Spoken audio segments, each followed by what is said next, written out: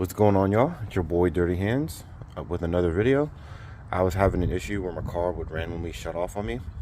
It would crank right up sometimes, and you know, after the shut off.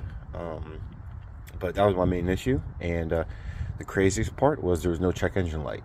When you have an issue like that, you always go with the cheapest thing first before you go into like replacing like fuel pumps and stuff like that. So first thing I did was I looked at the crank position sensor. And as soon as I replaced it, boom, it actually fixed the issue. That was it. So I'm a 2013 Veloster Turbo. The crank position sensor is right there with that yellow clip. Okay, now it sits on that bracket right there. I'm gonna put an arrow to kind of show you guys, and you can also identify it by the blue tape on the sensor end. There's a blue tape like around it.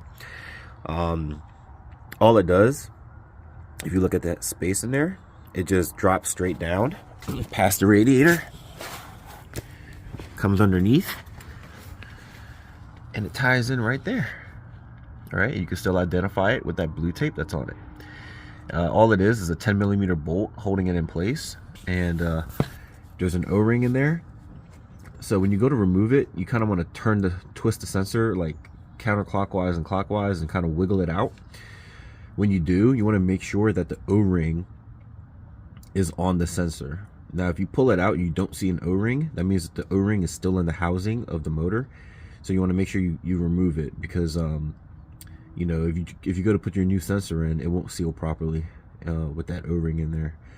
When you pull it out, be careful. Make sure that you pull it like just straight out.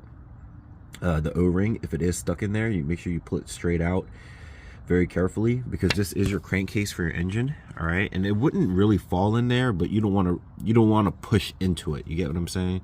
You don't want to go in there with a screwdriver and actually push it and make it squeeze into the hole and have it drop down into your crankcase. All right, because this is the crankcase for your engine. All right, so once you remove that 10mm bolt, get that sensor out, you got a clip up here that has to be removed.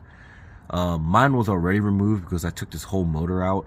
You know, and this whole motor is built, it's brand new, but some of the sensors are still old. So I never reconnected that because I kind of figured in the future I would have to do something. To be honest, I didn't reconnect a lot of clips because you know, I just figured in the future if I got to replace something, it was just going to be easier. And thank goodness I didn't, you know, thank God. So yep, that's that clip. You're gonna have to find a way to disconnect it. A lot of times what people do is they just cut it. So you can do that too, like with a razor knife, just cut it and get that sensor out of there. And then up here, that harness, it sits on that bracket, and like I said, you're gonna have to pull it off that bracket. Now the area is really tight, you know what I mean, for you to kind of get your hand in there. What I had to do was I had to disconnect the map sensor. That way it was kind of out of the way a little bit, because when I was fitting my hand in here, I was kind of putting a lot of tension on here. But you want to, you know, do what you have to do to make sure you don't break anything. All right, it's a tight area to work in. But that's it, and it sits on that bracket, okay, on that metal bracket. And you want to pull it off, and all it does is it literally just slides on. So like, for example, on the back of it there would be like some slots, and all it does is sits on the bracket. So all you got to do is pull it up. You kind of hook your hand behind it and kind of pull up, and once you do that, just like any other sensor, that tab on there, you want to pinch it, right? You want to pinch that tab, and then you pull the sensor out, okay, kind of like that. Okay, and then you'll hear a click when you put the new one back together. So you want to pull that out, and then pull it out from underneath the car. That's what I did. And then when I ran the new sensor, I did it from up top. So this whole cavity that's in here, I just grabbed the new sensor, fished it in through here, and then once I got it through, I went ahead and reattached it to the harness, and then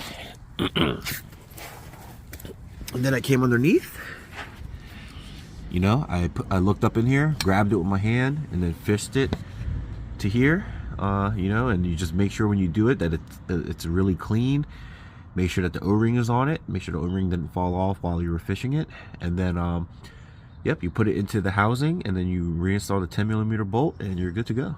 All right, that should fix your issue. If that doesn't fix your issue with random shut off, then the next thing you want to look at is your camshaft position sensor. There's two of them. You got one here for the intake side and one there for the exhaust.